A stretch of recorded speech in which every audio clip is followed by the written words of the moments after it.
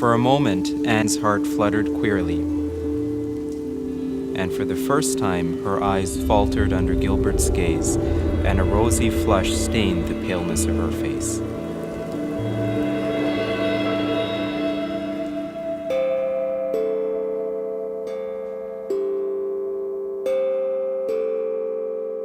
It was as if a veil that had hung before her inner consciousness had been lifted. Perhaps, after all, romance did not come into one's life with pomp and blare, like a gay knight riding down. Perhaps it revealed itself in seeming prose, until some sudden shaft of illumination flung athwart its pages betrayed the rhythm and the music. Perhaps, love unfolded naturally out of a beautiful friendship, as a gold-hearted rose slipping from its green sheath.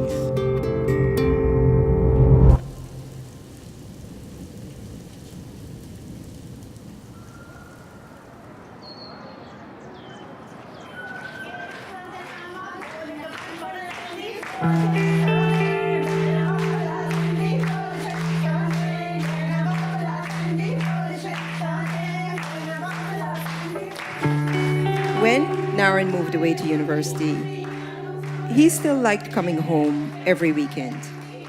He later told us that being home for a couple of days always put life back into perspective for him.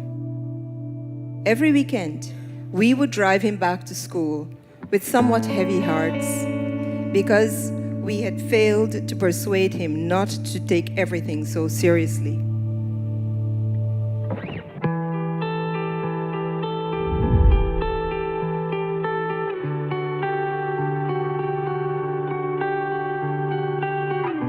But one weekend, when we picked him up, his intensity was toned down. His mood was lighter. When we dropped him off at school, I told Monish, whoever she is, she will always hold a special place in my heart for influencing Narendra to relax and enjoy the moment now and again.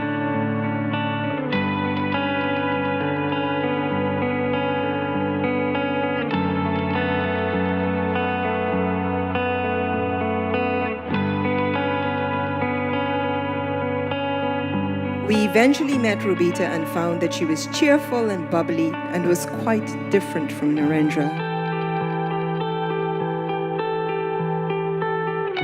They became very close, inseparable friends.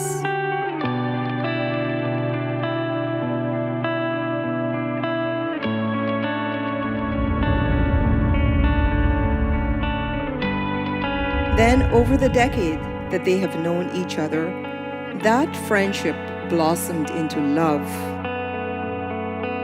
And this makes me happy because I believe that friendship is the most solid foundation on which to have built this love that you now share. The relationship that exists between friends is the grandest of human loves.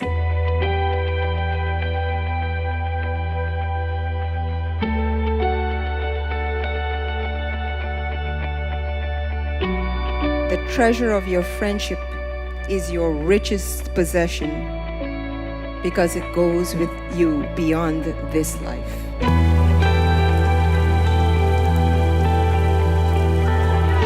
Your friend is your needs answered. He is your field which you sow with love and reap with thanksgiving. And he is your board and your fireside. For you come to him with your hunger, and you seek him for peace. When your friend speaks his mind, you fear not the nay in your own mind, nor do you withhold the eye. For it is his to fill your need, but not your emptiness.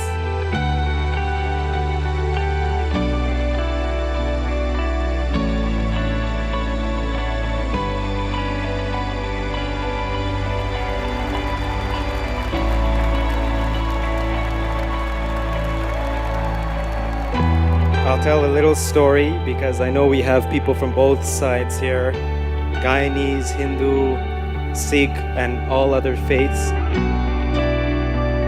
But I remember one time we were in religious studies class together, ironically, and Rubeeta was sitting beside me, and it all of a sudden occurred to her to ask me, she's like, but your last name is Singh, so you're Sikh, right?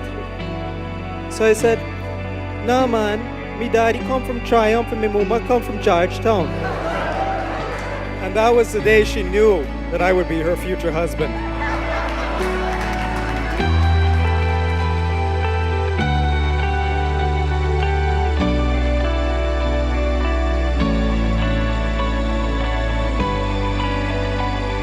Narendra, I am so grateful to call you my husband.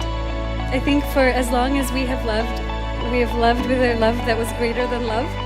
And I love you.